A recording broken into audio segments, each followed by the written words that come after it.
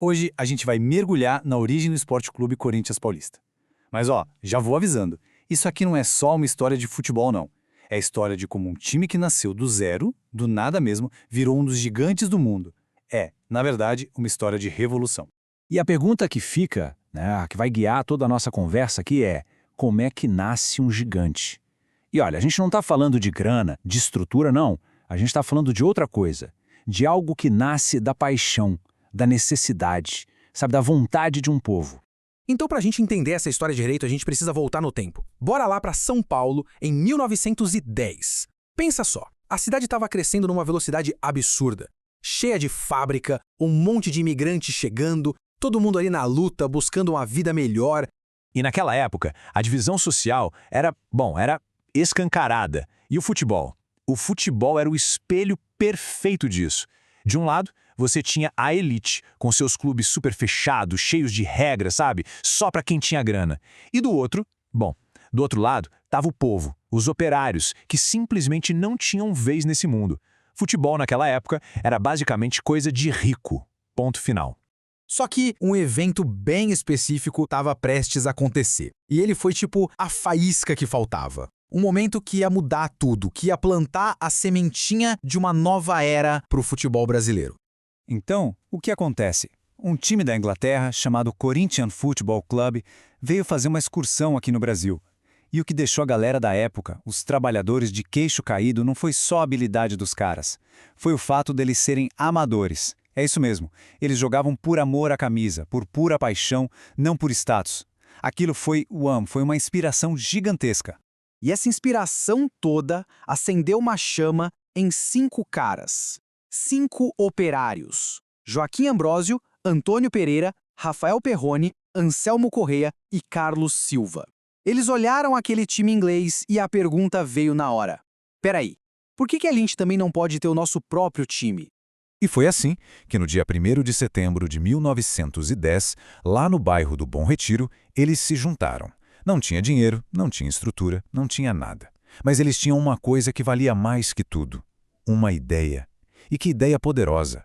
A ideia era simples, mas revolucionária para a época. Criar um time do povo, para o povo. Um clube sem elitismo, sem barreira nenhuma, onde qualquer um, não importava de onde viesse, pudesse jogar. O ponto-chave aqui é esse, sabe? O Corinthians já nasceu diferente. Já nasceu com um propósito social muito forte. Bom, e o começo? O começo, como dá para imaginar, não foi nem um pouco fácil. Foi uma época de puro improviso, de muita, mas muita luta e de bater de frente o tempo todo com o preconceito da elite do futebol. Pensa na cena. Os primeiros jogos eram em campo de terra, na várzea. O uniforme era simples, a bola era remendada, faltava tudo, literalmente tudo. Mas o que eles tinham de sobra era algo que dinheiro nenhum compra: raça. Cada jogo era uma batalha por sobrevivência e principalmente por respeito. É claro que os clubes tradicionais olhavam para aquilo com desconfiança, né? Chamavam o Corinthians de intruso. Mas o apelido time do povo, que era para ser um insulto, virou maior orgulho. Na verdade, isso só fortalecia a identidade deles. Dava mais vontade ainda de entrar em campo e vencer. E toda essa vontade de vencer, uma hora ela tinha que dar em alguma coisa, né? A primeira grande conquista estava chegando. E não era só um troféu, não.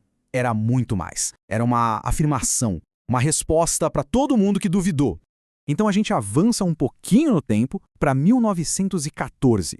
Guarda bem essa data, porque só 4 aninhos depois da fundação, uma coisa extraordinária aconteceu. O Corinthians foi lá e conquistou o Campeonato Paulista. E não foi de qualquer jeito, não. Foi invicto. Aquele time desacreditado, o time dos operários, agora era o campeão. Sem perder um jogo sequer. Foi um feito monumental, para dizer o mínimo. E o resultado disso foi imediato, foi avassalador. A torcida simplesmente explodiu. Operários, famílias inteiras, todo mundo se viu representado naquele time. Naquele momento, o Corinthians deixou de ser só um clube de futebol. Ele virou um símbolo de orgulho, de representatividade para a classe trabalhadora. É exatamente aí, nesse começo, forjado na dificuldade, mas também na glória, que o verdadeiro DNA do clube foi criado. Uma identidade única que explica essa paixão absurda que ele desperta até hoje. Então, o que forma esse tal de DNA corintiano? Vamos lá. Primeiro, A superação. Aquela capacidade de vencer quando tudo parece perdido. Segundo, a raça. É a entrega total em campo. É não desistir nunca. E terceiro, e talvez o mais importante, a identificação com o povo. Essa alma operária que nunca se perdeu. No final das contas, a gente vê que o Corinthians não nasceu pronto.